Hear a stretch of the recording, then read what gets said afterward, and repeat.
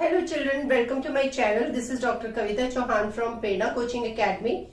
Children, today I am going to discuss with you 20 most important questions for the chapter Democratic Resurgence. इस chapter का पहले नाम होता था क्राइसिस ऑफ डेमोक्रेटिक ऑर्डर. ये वो चैप्टर है जो डिक्लेरेशन ऑफ इमरजेंसी से रिलेटेड है. So today I am going to discuss with you these questions. 1 mark questions है, बहुत इंपॉर्टेंट है. इससे पहले भी मैं 7 वीडियोस अपलोड कर चुकी हूँ as part of my flash card revision series. उनके लिंक्स डिस्क्रिप्शन बॉक्स में दिए हुए हैं और सारे चैप्टर्स के जो एक्सप्लेनेशन के वीडियोस है वो भी मेरे चैनल पे अपलोडेड है. So you can watch all those videos, and if you are new to my channel then do subscribe to my channel and also press the bell icon ताकि मेरे सारे videos की update आपको regularly मिलती रहे. Let's start with today's class. The first question is name the leader who led the students movement in Bihar. Bihar और गुजरात में movements हुई थी, तो जो यहाँ पे मूवमेंट हुई बिहार में, जो स्टूडेंट्स मूवमेंट थी, उसको किसने लीड किया था? And the name of leader is Jayaprakash Narayan. बहुत ही इंपॉर्टेंट क्वेश्चन है. Who led the students movement in Bihar in 1974? And the answer is Jayaprakash Narayan. When and where did the Naxalite movement originate? Naxalite movement कहाँ पे शुरू हुई थी और कब हुई थी? So it started in 1967 and it was a peasant uprising which happened in Naxalbari police station area of Darjeeling. So 1967. In which year did the railway strike take place and who led this strike? ये question भी आ चुका है पहले कि किसने ये railway strike lead की थी और ये कब हुई थी. So this happened in 1974 and it was led by George Fernandes. So it happened in 1974 and it was led by George Fernandez, who was appointed as the Chief Justice of India in 1973. 1973 में किसको appoint किया गया था? Chief Justice of India by superseding the seniority of another judges. And the answer for this is A.N. Ray. Justice A.N. Ray.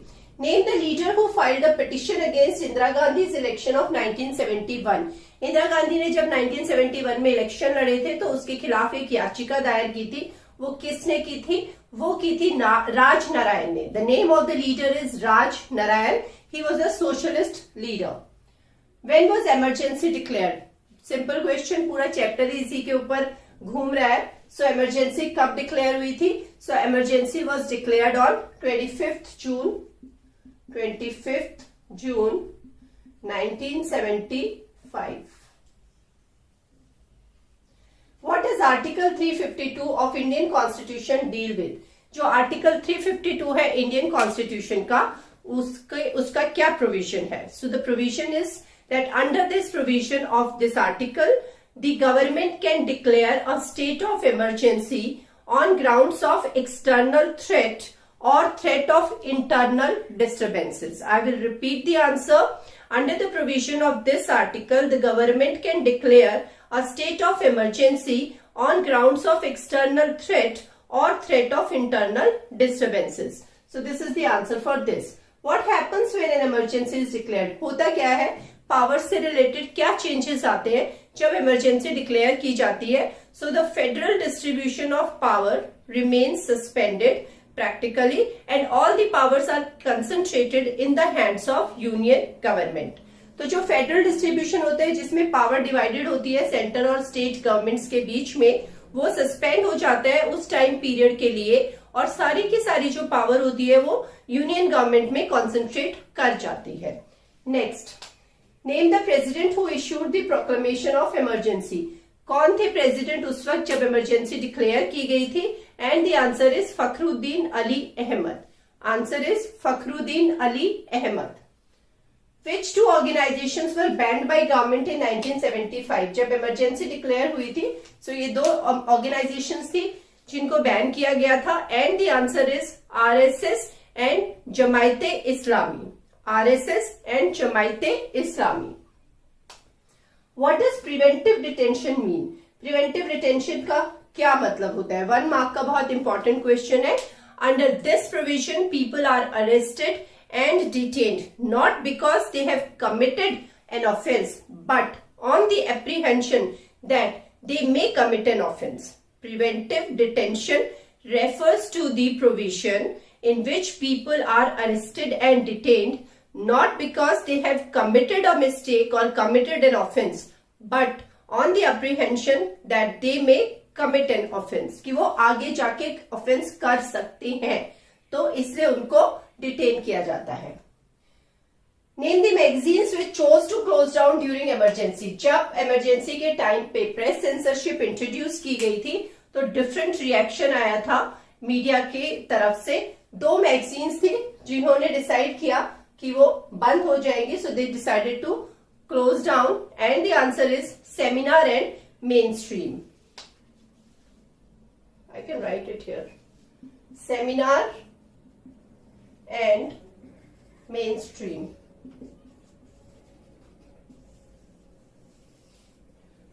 Name the writers who returned their awards in protest against the suspension of democracy.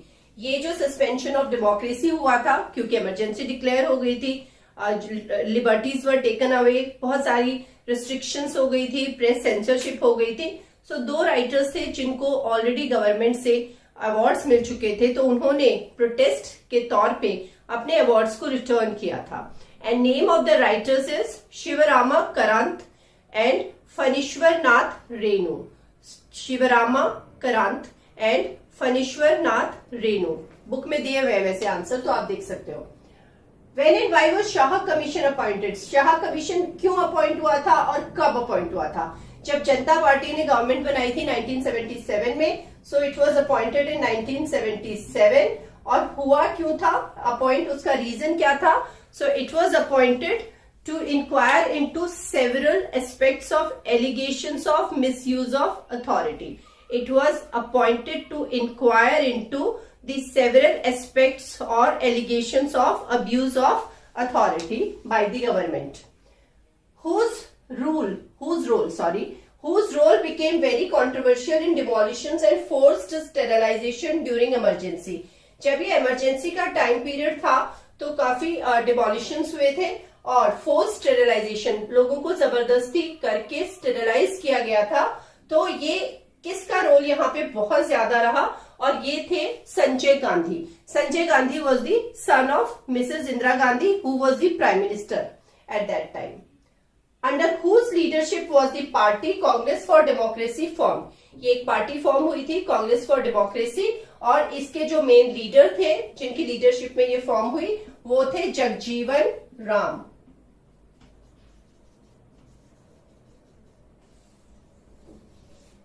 Next, how many seats were won by Congress in 1977 general elections? अब emergency 1975 में declare हुई थी, उसके बाद जब elections हुए 1977 में, तो ऑब्वियसली कांग्रेस ने काफी लूज किया था. और कितनी सीट्स मिली थी उस वक्त कांग्रेस को? 154 सीट्स ओनली. और जो पॉपुलर वोट शेयर था that was also less than 35%. Name 3 leaders who competed for the post of prime ministership in 1977. 1977 में जब जनता पार्टी सरकार बना रही थी तो 3 मेन लीडर्स थे जिनके बीच में एक स्टिफ कंपटीशन हुआ for the post of prime ministership. And the names of these leaders are Charan Singh, Morarji Desai and Jagjivan Ram. Who gave the call for total revolution? बहुत इंपॉर्टेंट क्वेश्चन है, बहुत बार आ गया है. तो किसने टोटल रेवोल्यूशन की कॉल दी थी? And name of leader is Jayaprakash Narayan. Jayaprakash Narayan. Name the 2 newspapers which protested against censorship by leaving blank spaces where news items had been censored. तो जैसे कि सेंसरशिप हुई थी और जो ये media was not free to publish any article और news regarding this state of emergency और गवर्नमेंट, तो तब ये 2 न्यूज़पेपर्स थे जिन्होंने उन स्पेसेस को ब्लैंक छोड़ के अपना गुस्सा दिखाया था या प्रोटेस्ट दिखाया था. And name of this newspapers were Indian express and statesman. तो ये है 20 क्वेश्चंस जो बहुत इंपॉर्टेंट क्वेश्चन है इस चैप्टर के लिए. 1 मार्क के क्वेश्चंस है. एक और क्वेश्चन मेरे ध्यान में आ रहा है जो मैंने लिखा नहीं है यहाँ पे, गरीबी हटाओ, क्योंकि वो पिछले चैप्टर में भी कवर हो रखा है. गरीबी हटाओ का स्लोगन किसने दिया था? और गरीबी हटाओ का स्लोगन दिया था इंदिरा गांधी ने। तो ये है सारे क्वेश्चंस, ये आप पढ़ सकते हो, नोट कर सकते हो, और अगर ये कर लोगे तो एग्जाम में मार्क्स भी अच्छे आ जाएंगे। So thanks a lot for watching and stay tune for next video.